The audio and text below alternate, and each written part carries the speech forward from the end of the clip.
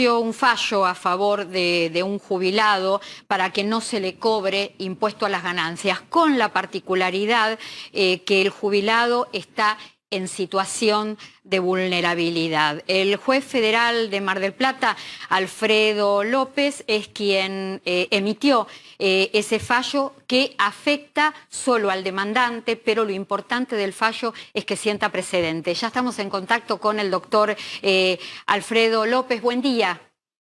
Buen día, ¿cómo le va a usted? Gracias, doctor, por recibirnos. No, por favor. Nuevamente un fallo que tiene que ver o que involucra a un jubilado y la no retención de ganancias.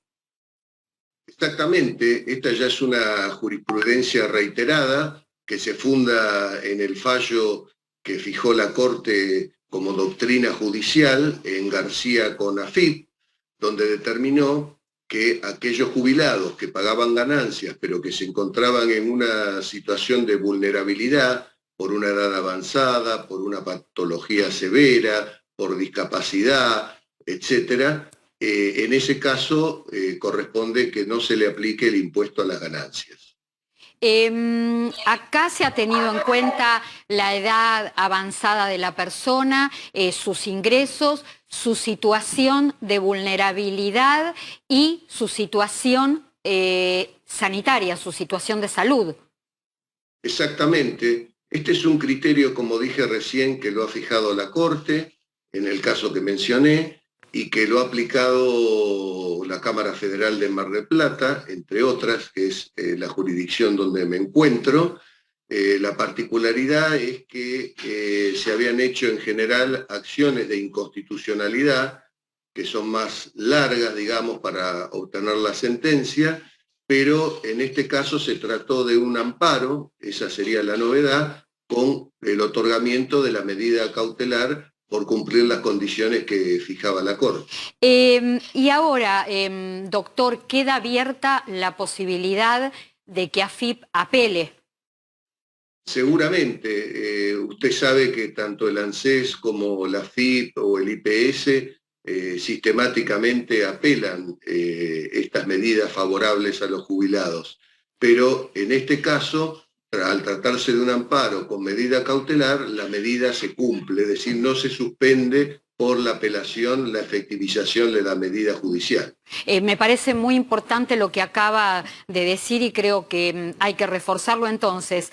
AFIP puede apelar y mientras la justicia desestima o no ese recurso, al jubilado no se le retiene ganancias.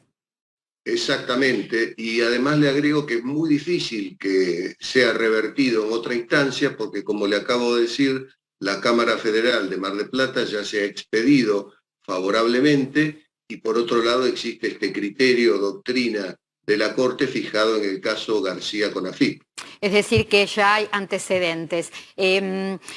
Es importante que la gente que nos está viendo y la gente realmente presta mucha atención a lo que tiene que ver las jubilaciones y la retención de ganancias.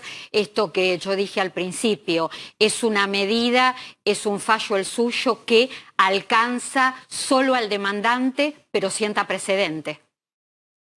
Por supuesto, y además cualquier jubilado que se encuentre en una situación similar puede accionar judicialmente y obtener esta medida cautelar a través de una acción de amparo.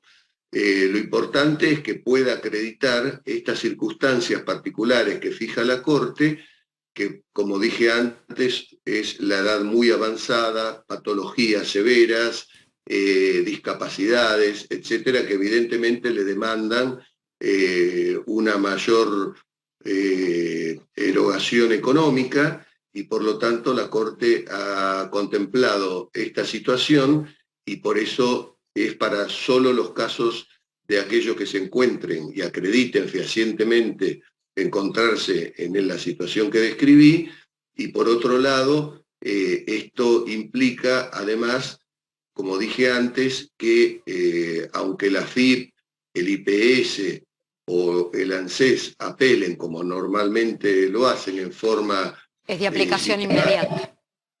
Se cumple exactamente, eso es lo importante, se cumple la medida judicial con muchas posibilidades de mantenerse después en la sentencia y que sucesivamente en las distintas instancias lo confirmen por los criterios que ya se han establecido.